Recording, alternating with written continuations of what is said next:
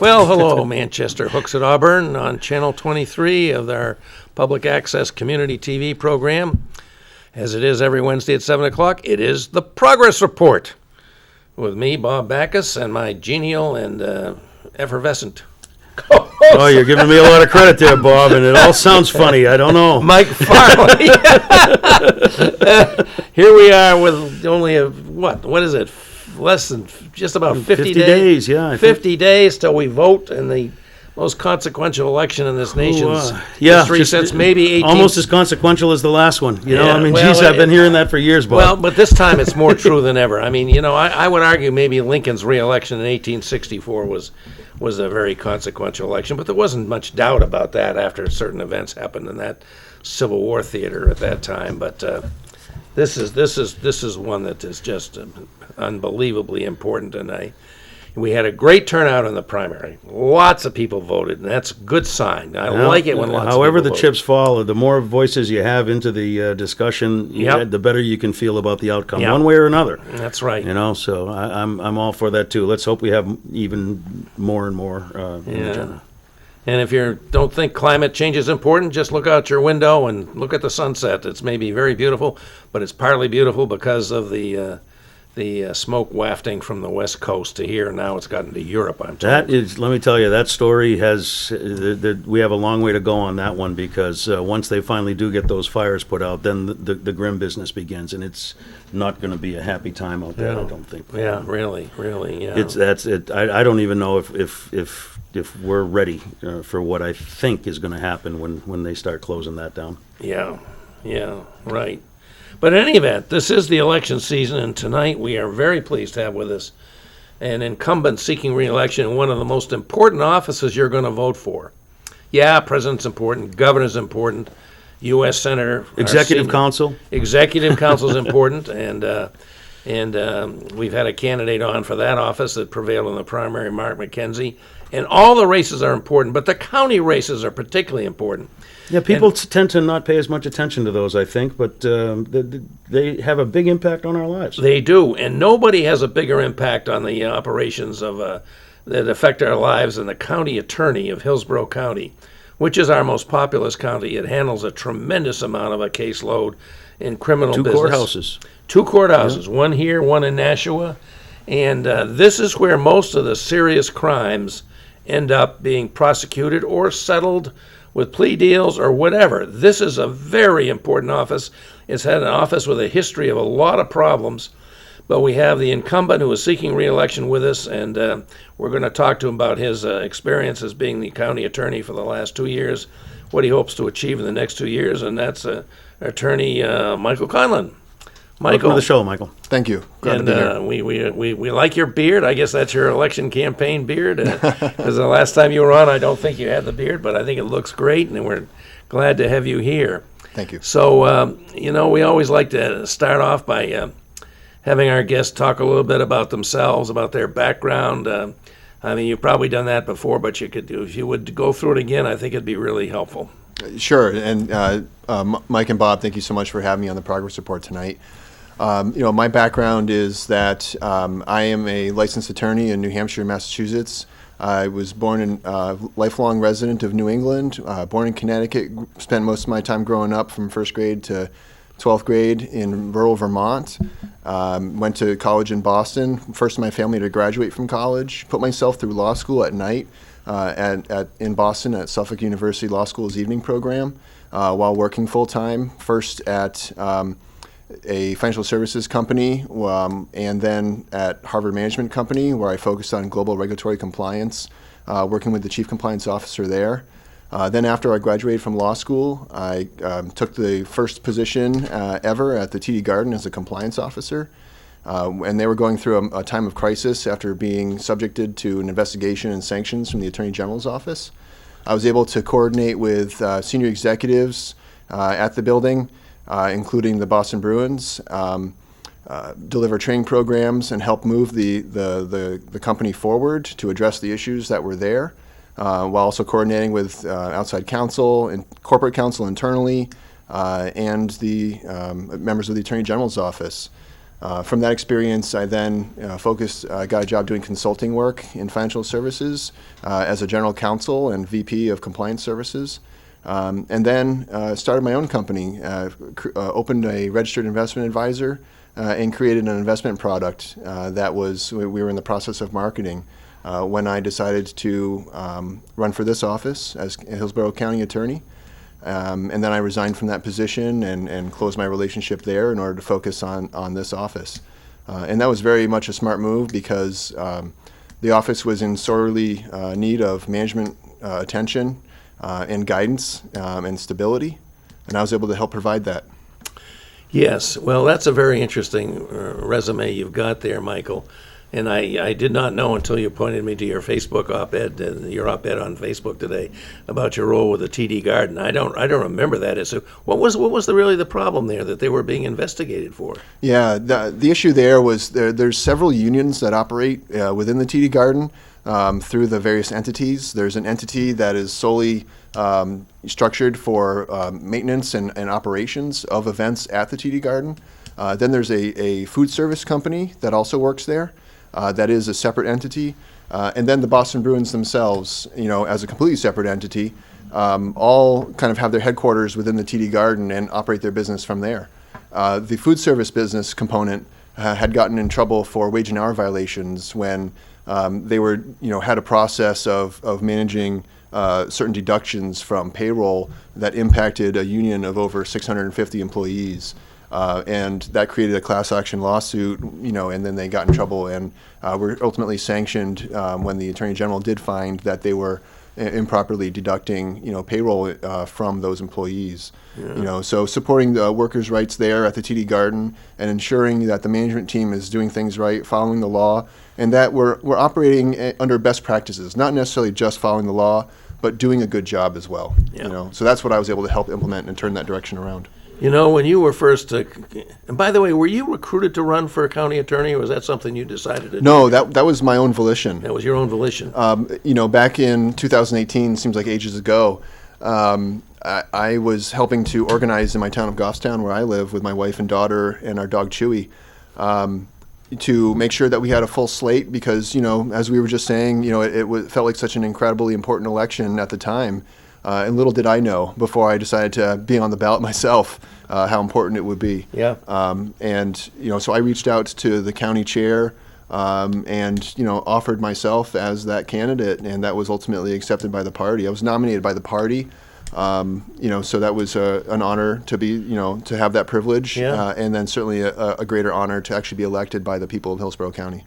Now, I think at the time that you decided to seek this office, you had really a great resume with lots of important legal experience, but no actual trial experience of trying cases. Is that right? That is correct. That a lot of people would have tried to make something out of that. They say, well, the county attorney, isn't he in court all the time, making opening and closing arguments and cross-examining witnesses? And that's not something you've done. But it turned out you discerned that there was another priority that was more important than that for the leadership of this office. Maybe you can talk about that. Yeah, absolutely. One of the first things I actually met with in Hillsborough County, we don't call them deputy county attorneys. We call them first assistants because I do have more than one because we're covering both of those superior courthouses here in the county. I met with both of my first assistants prior to actually taking office in January. There was about a month and a half of time between the election and taking office. I worked during that time for the county attorney's office by meeting with certain members of the management team, trying to understand more about the office and what was really needed at the office. I was coming in there with an agenda of trying to fix the problems that were kind of perceived on the outside. It's really hard to know what problems actually exist on the inside from just an outsider's until you view. get elected. Then you get the briefing. Yeah, then you see all the skeletons in all those different closets. So I had those meetings with the management team just to kind of understand, and they were mostly concerned about the potential instability that I would cause by coming in there and firing a bunch of attorneys and things like that.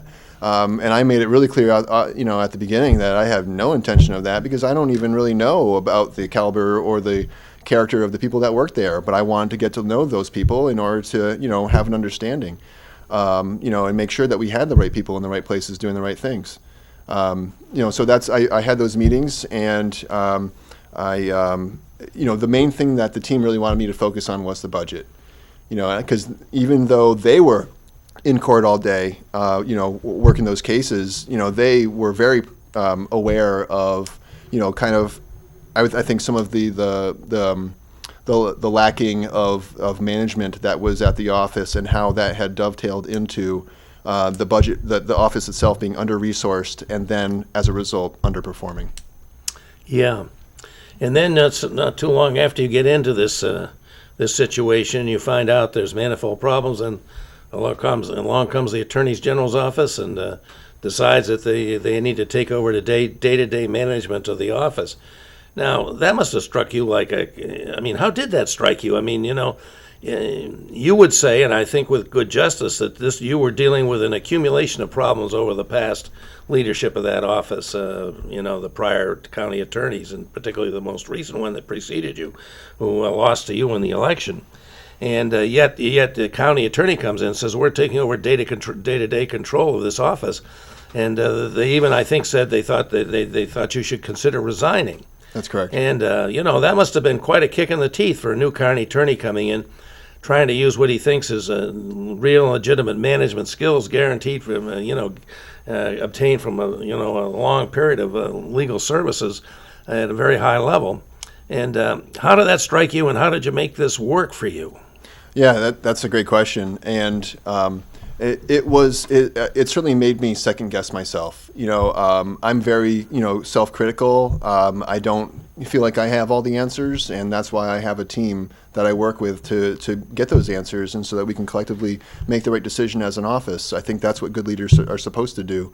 And the notion that anyone has all the answers, especially when it's an office that is so hard to understand from the outside, I think that, coming into the office with that mentality would have been a complete mistake.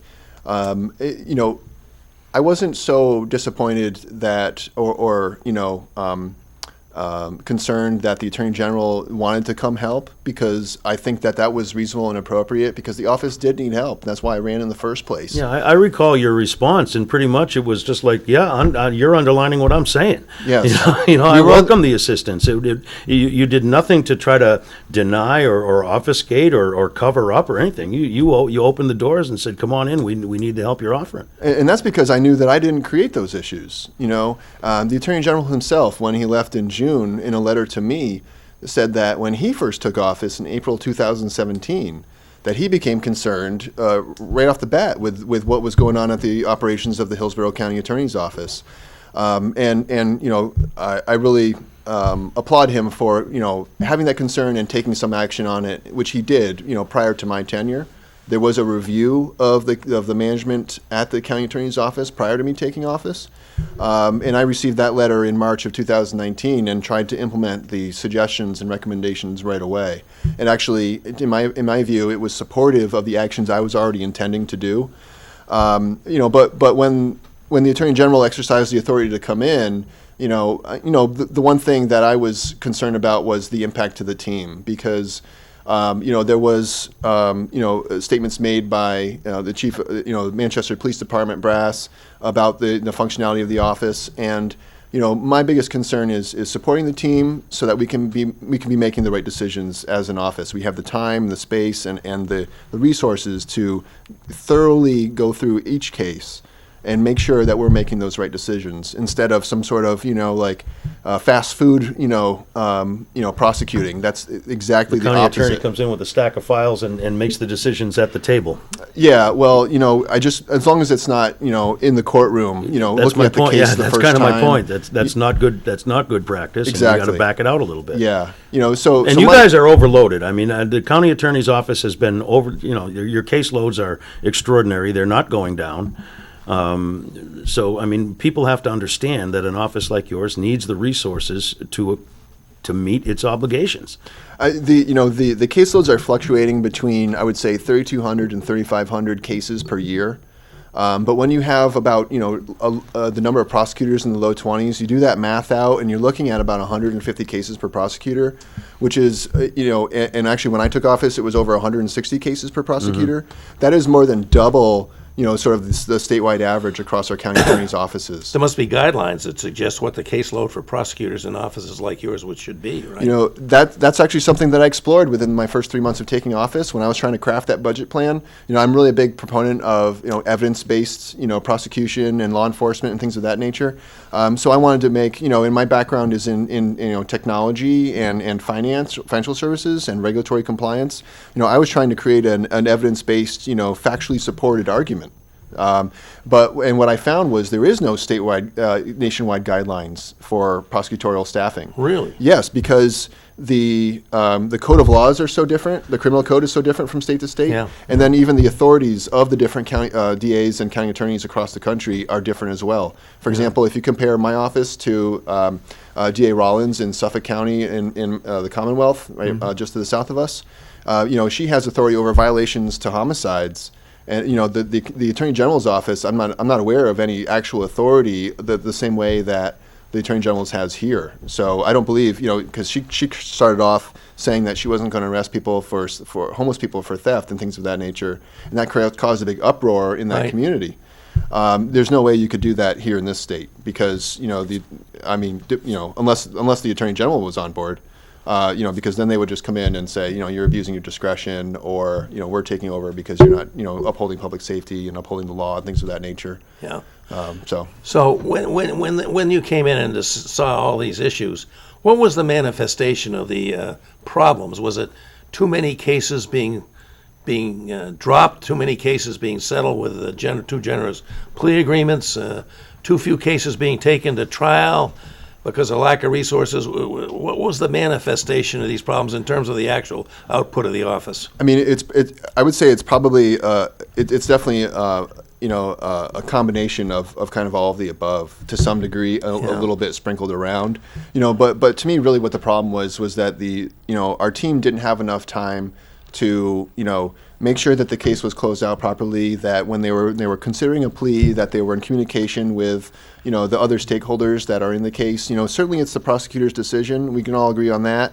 That's the discretion and the authority that they have. However, all of these cases involve a community and involve a law enforcement agency that has a very intimate relationship with that community, cares about that community, cares about that victim and what happened when they responded to that crime.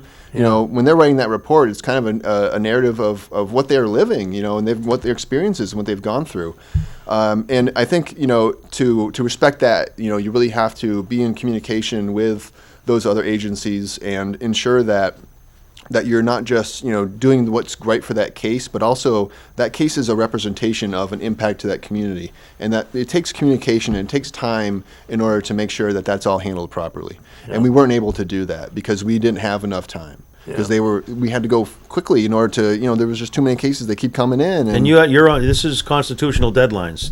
Trials have to occur within a certain time. These are criminal cases. That's true. You Absolutely. can't just get a continuance like you can in a civil case. You have a right to a speedy trial under That's the right. Constitution. And that's even been made more complicated under COVID. When grand jury was suspended from March until August.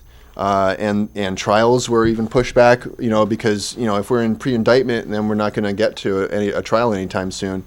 They're just starting to reopen trials as we enter October, and we just started grand jury again back in last month in August. And it's been difficult. We've had challenges, and we're just trying to work through it with the judiciary branch, with our witnesses and our partners in law enforcement to try to get the job done as safe as possible. Boy, that's an issue that, I hadn't thought about, but that's got to be a real issue in this era of COVID-19. I think I just read that, like the first jury trial in months is being held over in Cheshire County, and I don't know whether it's a civil or criminal trial. But, given the right to people accused of criminal offenses to have a speedy trial and the COVID, how do you thread that needle between guarantee people their rights to a speedy trial when you're not able to hold jury trials?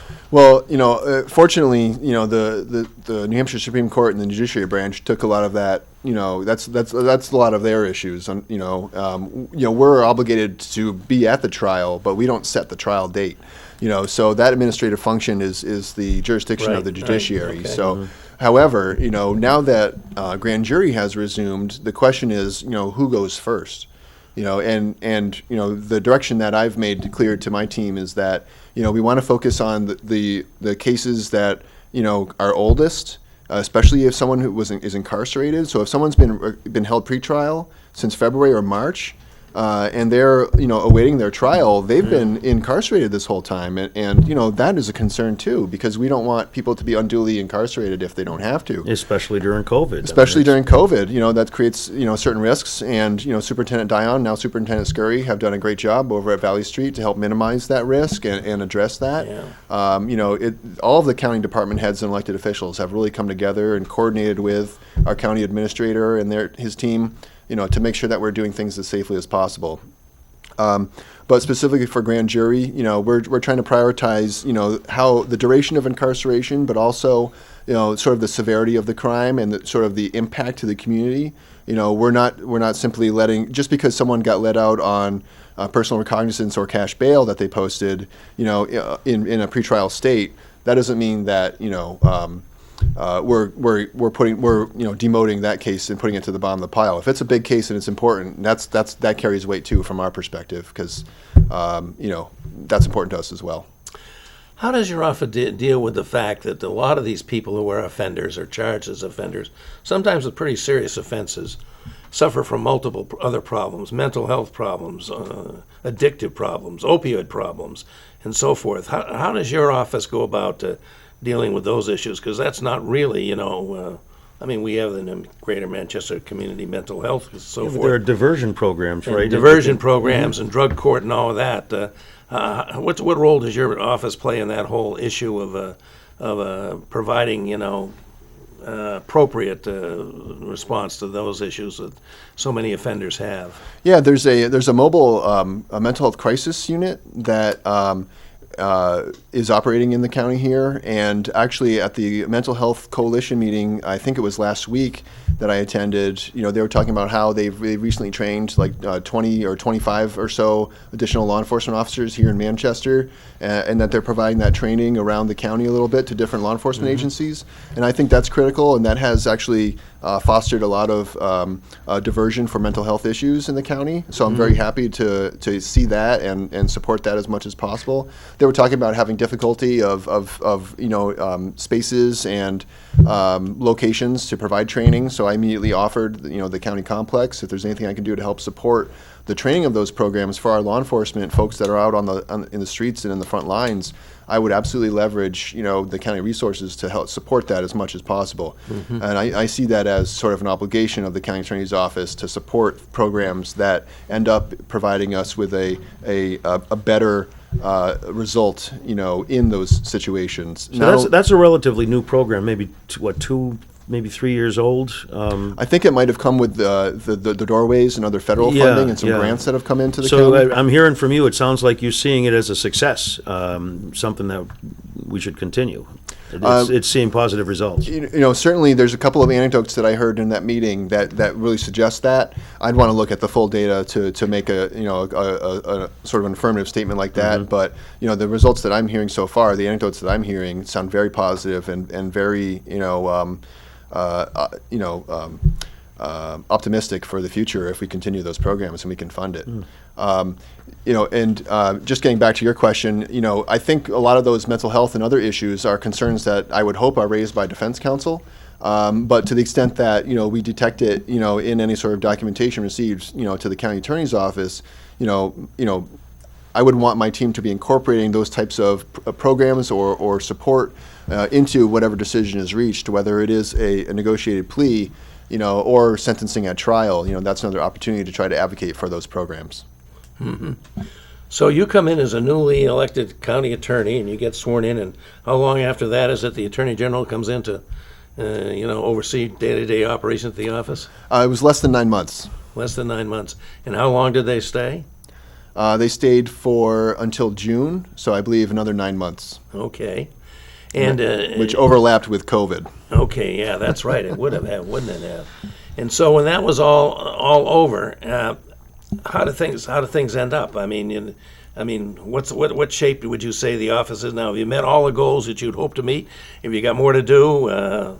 How's morale in the office? How's your staffing? And we can get into all of that. Yeah, I mean, the Attorney General kind of came in with on a tailwind of publicity, that I think, was, a little unfortunate in the way that it kind of described or maybe shaped the reputation of the office, and I think the office has a great reputation and is really, there's a team of almost 70 professionals that are dedicating their careers to supporting victims of crime and public safety in the county by handling those excessive caseloads year after year, day after day, and I'm thankful for all of them. And when it kind of unwound, it was after coronavirus, so a lot of the attention was kind of away from the issues at the office. Obviously, I think when there were some articles published, but it didn't get the same level of attention, that sort of the support that the Attorney General had in his letter when he left in June for the office. Yeah, that initial story kind of set the tone. And, I think so. And the success story kind of got drowned out. Yeah, and that's a little unfortunate because I think that the back end of that really shows the collaboration that I did with the Attorney General's office and my office had with their team, and that we're all on the same page trying to ensure that we're doing the best job that we can at the county attorney's office. And I think ultimately they agreed that one of the main issues here is a resource issue. And that's why I have a 4-year plan that I developed in my first 3 months of office that I've refined, as the budget cycle continued through coronavirus. And that's what I think needs to happen for the next 2 years of the office. And that's why I'm running for re-election, is to try to finish the job that I started. Well, I know that because I'm a member of the county delegation, of course, and indeed on the executive committee, I know that additional resources have been at your request of and maybe to represent County Attorney Hogan before you, I don't know. But certainly at your request, there has been additional resources to beef up your prosecutorial staff. Is that been sufficient to meet the needs, or is there still a need for more? There's definitely still a need for more. I think that the over 27% budget increase that I successfully negotiated and received from the process of making the initial presentation and going through the process with the commissioners and members of the delegation, was the largest budget increase that the office has had in over a decade, and I'm very proud of that. But unfortunately, since then, in the second year of my 2-year term here, some of those resources were actually taken away from me, and still I'm operating under a hiring freeze, which has caused the progress that we've made to stagnate, and some of that I do understand. Under coronavirus, the future of our budgets is kind of more of a question mark than an exclamation point, and we need to accept that to be to respect our taxpayers, but also, and that's why I made it a 4-year plan instead of a 1-year ask for 100% more resources, which I know would not have happened. Right. You need to do these things thoughtfully over time in order to minimize any impact to the taxpayers, and that's what I've tried to do. Mm-hmm. Okay. Maybe we should take a quick break, and we can go on and talk about the... I love taking a quick break. I have never objected to a break in my life. Well, we traditionally do that on the show. Mike. Yeah, Brennan, give us 30 seconds so we can regroup. We will regroup, and we'll come back and talk.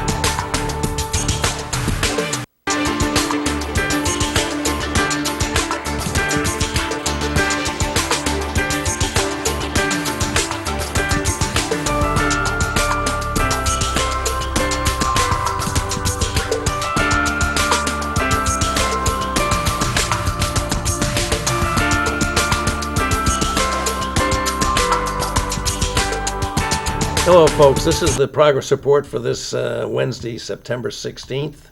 Yeah, we're more than halfway through the month of September, folks. Sweet September. It should be 60 days, not 30 days, but it's a beautiful month, and it's been beautiful here, except for the, as I mentioned at the beginning, the evidence of the fires and the atmosphere above us right here in New Hampshire and on the East Coast generally. And we are very pleased today to be with our incumbent Hillsborough County Attorney, Michael Conlon, who is serving out his first term in that office and seeking to be returned for another 2-year term in the November election. And we're talking about the many problems he confronted when he came into the office and how he's dealt with those problems. And I think maybe, Michael, we can now ask you. Well, before we do, by the way, folks, this is a call-in show, Yeah, 640-3091. It's not often. We're very fortunate in New Hampshire. We get to speak directly to the candidates and ask them questions. So this is an opportunity. We've got about a half hour left in the show, so and call in. We love it when people call in. We don't care whether you agree with us or you don't, so long as you're, reasonably polite in doing it. And we would love to have viewer participation. So by all means, I hope you will. Didn't mean to interrupt. Well, that was a good interruption. Let's see. So what's left to do, and why are you seeking a second term? Well, honestly, I feel like I'm just getting started because, with the Attorney General's office coming in and taking over the operations for 9 months or so, and then coronavirus, hitting from, February or March of this year through the present, I've had to spend a lot of my time, not focusing on necessarily, implementing some of the, solutions to the issues I've seen, and also trying to even grow from there and not just solve problems, but, implement best practices and try to do things a little better. Yeah. Yeah, you're busy trying to find masks for people, or not Yeah, you personally, but I mean, you have to absolutely. worry about those things. No, making sure that the office gets disinfected routinely and all That's that right. business. That's right, because the one thing that I really want to try to do is make sure that the team can focus on the task at hand. So as a part of as the department manager, I'm tasked with the responsibility of making sure that we do have PPE, sanitizer, and those supplies, that they're the logistics of distributing them, in the multiple office locations. In Nashua, we have 2 different buildings that we have staff in. Checking with everyone, making sure everyone has what they need, and then responding when they don't. We've had various issues in both of office locations where there's a suspected outbreak, and I'm the one who's going in with my full face respirator mask and my gloves and sanitizing, because I'm not going to ask any of my team to go in and do that, so I take that upon myself, and I think that's what good leaders should do. Yeah. How has staff turnover been? Has there been a high level of turnover, or do you have some stability in the staff? Does the staff you have now, do you have good rapport with them? Are they doing Absolutely. the job? I suppose one of your main tasks is, if these people are going to be with you, you want to support them every way you can, right? So how about that? How is the staff turnover now in the office? Yeah, I think we've maybe had a total of 2 resignations this year, which is a significant decrease from last year. Well, with 70 people, that's pretty low.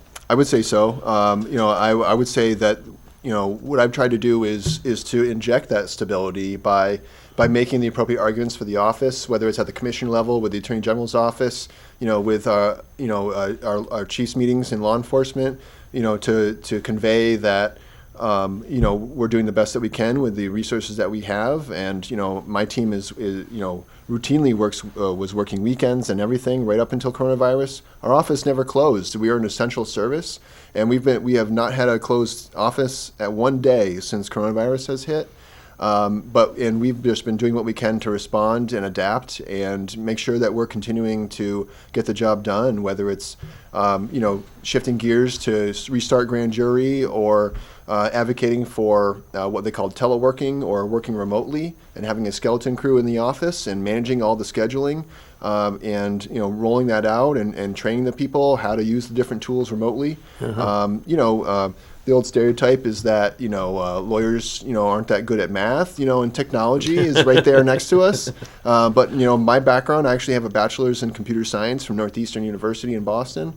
So I was right there ready whether it was coronavirus and working remotely and Zoom meetings and teleconferencing and all that stuff, WebEx meetings and making sure things are configured so that you're not accidentally revealing things during a courtroom session. These are, critical issues, not just oopsies. And also e-filing. Last fall, about this time last year, the Superior Court for criminal cases rolled out e-filing. And that has been a big issue for our office because, we're talking about... Let me back up. What is Sure. e-filing? In the old days, you had to actually sign a piece of paper, file it, have copies made, make sure everybody else got a first-class mail copy. Right. What is e-filing? Just to bring folks up to speed. Yeah, so when a prosecutor's in the courtroom, they could, mark, the case file, with certain information and then just kind of hand that to the judge. And now it all has to be submitted electronically using PDFs through a regimented system. Everything has to be accurate and things have to be more dated, so it takes more time. So when things take more time, what does that usually mean? It means to do the job at the same level, you probably need more resources. So then it just kind of, then we start kind of going a little bit backwards, as these new burdens kind of arise. And I think that's really what happened, under my predecessor when felonies first came out. Is that there was a new system that had, very short deadlines and obligations that were being put on Superior Court prosecutors. And I don't think that the office was prepared for that in a way They that make the it should have been. adaptations that they needed to. And advocate for the right resources and do that analysis up front so you don't get caught, making mistakes and having consequences as a result. Yeah. And what suffered? Communication with law enforcement. Yeah. How many, we have other topics to talk about, but how many individual law enforcement agencies does your office deal with throughout the county? And it's not meant to be a quiz. I mean, I'm just kind of looking for a ballpark. There's 31 different municipalities in the county. And then we have, the fire marshals, we have welfare fraud, we have motor vehicle fraud, and we have, through the DMV. And then we also have... we have our federal law enforcement partners, such as ICAC, the Internet Crimes Against Children Task Force. I'm also involved with Project Safe Neighborhoods, which is a federal grant that's run through the county, the U.S. Attorney's Office, which helps provide, grant-funded resources to local law enforcement agencies for hotspot patrols. In addition to state police, which does cover some of those 31 municipalities that are too small to necessarily fund their own police department. So that's just the short list off the top of my head, and that's just law enforcement. And then we have, our mental health, service providers, and we have our fellow, county departments, whether it's the jail or the nursing home or Sheriff's office or the state prison and things of that. Yeah, sheriff's office, exactly. So it gets up there pretty close to 50 real quick. How are your relations? I mean, you have to you have to maintain your and this kind of is going to spill into where we're going with politics. But you have to maintain your integrity, your independence as a prosecutor. But you also have to have good relations with all of these different organizations that you just have to work with. How are things going in that regard? I mean, I'm sure there's some better than others, but generally speaking, I think they're going very good because. Through the budget increase that I received in those additional resources, I did hire additional prosecutors, additional support staff, legal secretaries. We hired a full-time clerk, which was instrumental in surviving, the changes of e-filing in the criminal court, because we get, between 200 and sometimes over 300 different pieces of mail on a single day just from the court. And then we have to process all that, make sure it goes to the right, case and the right, legal secretary or snail prosecutor. mail or email. Email. These are auto-generated messages that are a result of something being filed or something happening in a case. So we need to make sure that we know what's going on in that case and respond to it timely. And that's been a struggle. How is your office organized? You're at the top. Do you have a principal deputy or do you have a chief of litigation? two first deputies. Yeah, so I have two managing prosecutors, but actually in my first term here, I also formed prosecution units in the county, which I'm not sure if there is another county that has dedicated units that are focused on certain subject areas of our caseload. I formed a special victims unit which focuses on child sexual assault, domestic violence, and sexual assaults. And I think that's great because it has really helped focus the expertise and the prosecutors that are really sharpened properly on those cases and are interested in those cases and supporting those victims that are going through some of the most painful and challenging moments of their life. Yeah. And the one I'm really proud of as well is the cybercrime unit. That is a county-wide unit, and all the other units are in their respective superior court jurisdictions. So, for example, the Special Victims Unit is only at Hills North. The Hills South is just kind of too small of a population to really try to have that segregated subject area type of unit. But the cybercrime unit covers the full county. And Nikki Thorsbecken is the supervisor of that unit, and she came to us from the Attorney General's office kind of before I took office. And she has a great relationship with the Internet Crimes Against Children Task Force, and helps make sure that she helps actually support cybercrime prosecutions around the state, and has a great relationship with the folks over at ICAC in order to make sure that those cyber tips are investigated and that the search warrants and everything are crafted appropriately because of the particularities of cybercrime and the technical data that is in them, to make sure that those crimes are handled properly from the investigation stage all the way through and prosecuted appropriately. Mm-hmm. So I think you mentioned, or maybe it was before we came on the air, but I think you did mention, right now your office is subject to a hiring freeze? That's correct. Yes. Yeah. Just after coronavirus hit around mid-April, the county commissioners instituted a hiring freeze that impacted a few different county departments, but particularly mine. And as a result of that, have you been able to knock down what sounds like just a terribly burdensome caseload per lawyer in your office? Have you been able to make progress on that, or you probably got still some way to go, right? We have been unable to sort of, put resources in place to advance and progress things in that regard, under this current budget, which started on July 1st. Primarily because of the hiring freeze. There's another resource that I could hire that I'm unable to do so. And it's just not clear to me, necessarily why the hiring freeze is in place now that the new budget has been in place. So Yeah. the current budget that I'm working on is one that was recommended by the Board of Commissioners, and that recommendation was supported by the delegation. There were no changes from what the Board of Commissioners recommended, but I'm still unable to use those resources that are recommended and were approved for my department because of the hiring freeze. So I hope that it will be lifted soon, because I know that there's a strong desire from the commissioners for me to get interns in and kind of hire some and get additional staff that are younger and are perhaps less demanding to the budget. I understand that, and of course we want to make sure that every county dollar goes stretched as far as it possibly can. But even now I'm unable to bring those interns into the office because of the hiring freeze, which confuses me a little bit because they're unpaid. But here we are. Yeah, hiring freeze when you don't need to pay people. Yeah. That's a little strange. But safety of course is a concern too. But I think what I've been able to accomplish while working with the county administration to make sure that the staff is working safely. All the staff are back in the office now. Yeah. So I hope we can move forward soon.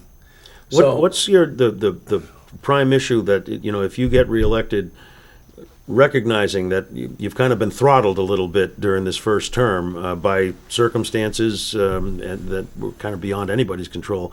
But aside from kind of throttling up on your original plans, do you have a particular issue, one thing that you really want to accomplish in your second term, if you could boil it down, or is it just too broad for that? It may be too broad, but I guess, the first thing that comes to my mind is stability. The office really needs stable, competent leadership that can make those arguments and get those plans implemented. I think I've shown that in my first 2 years, in spite of the adversity that I faced, that I can do that.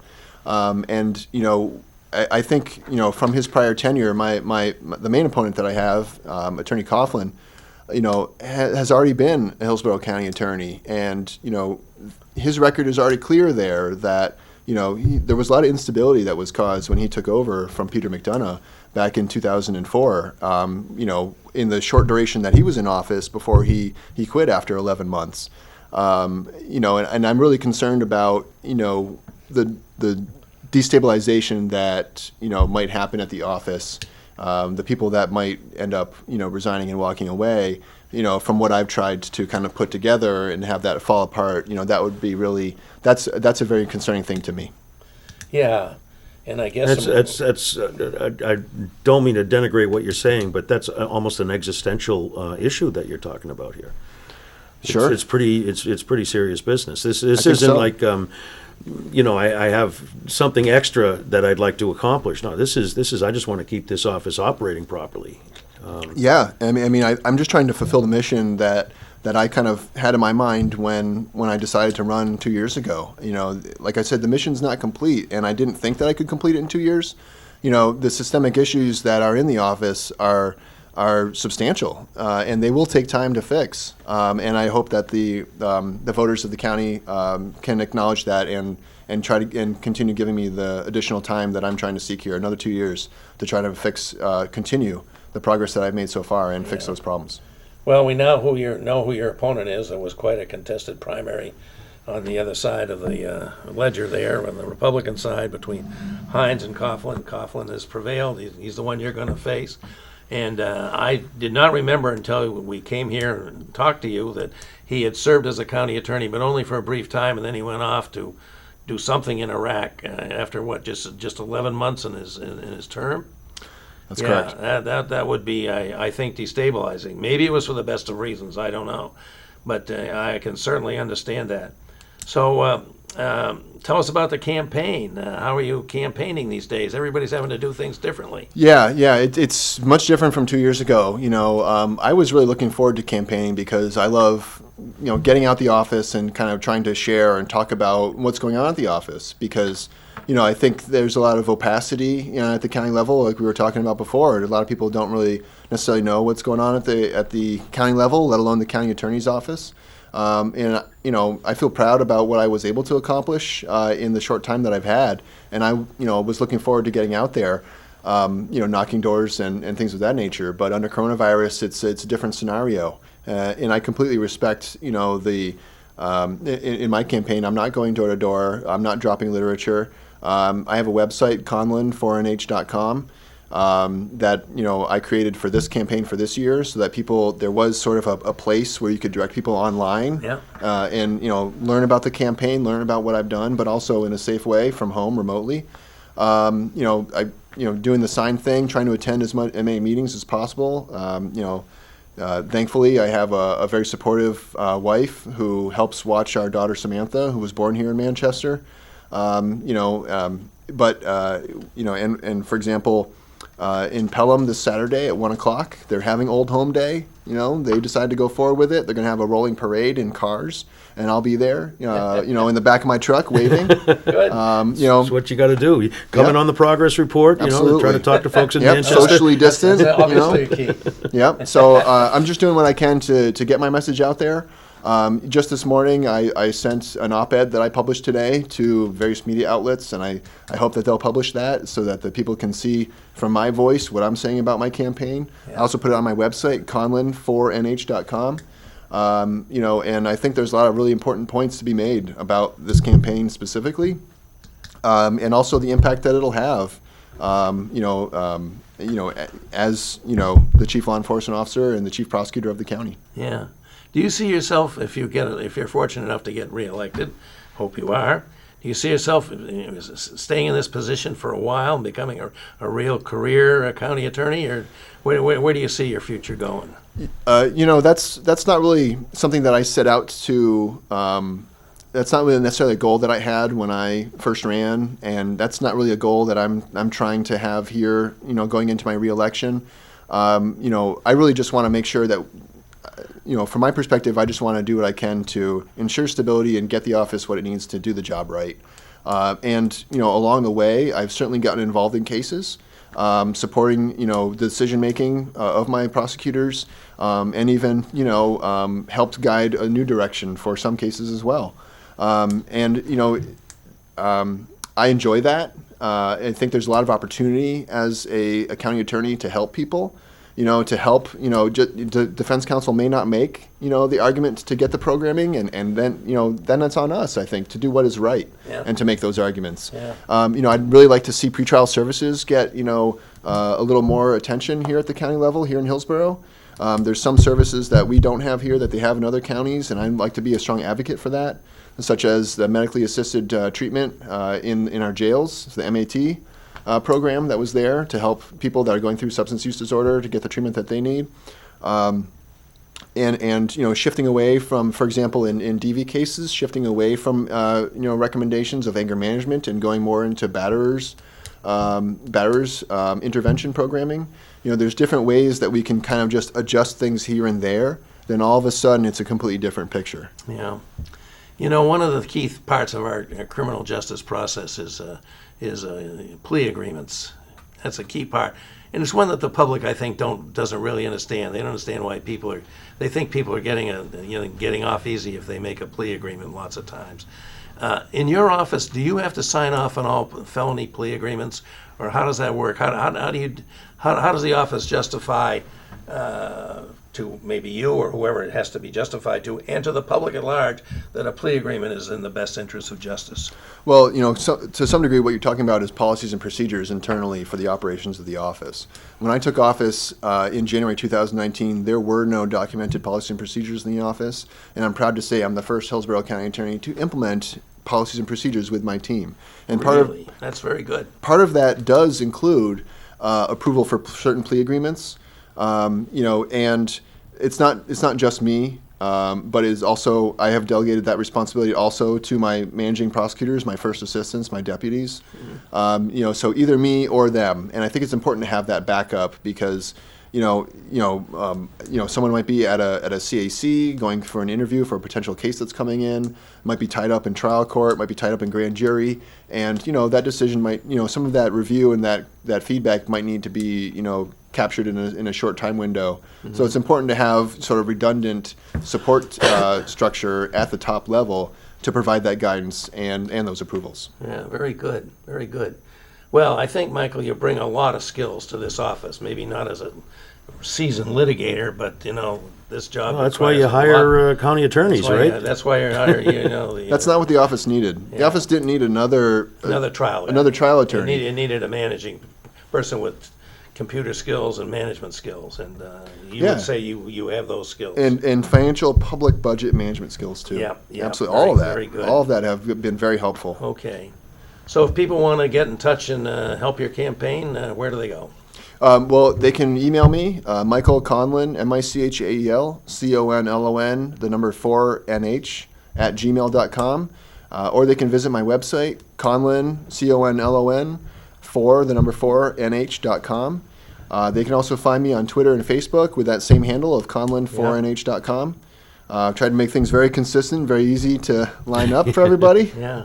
And I welcome the questions, feedback. Hopefully it's constructive and mostly positive. But I've taken a lot of blows in my first 2 years here. You certainly have. And I think it's a credit to you that you didn't just curl up and go away.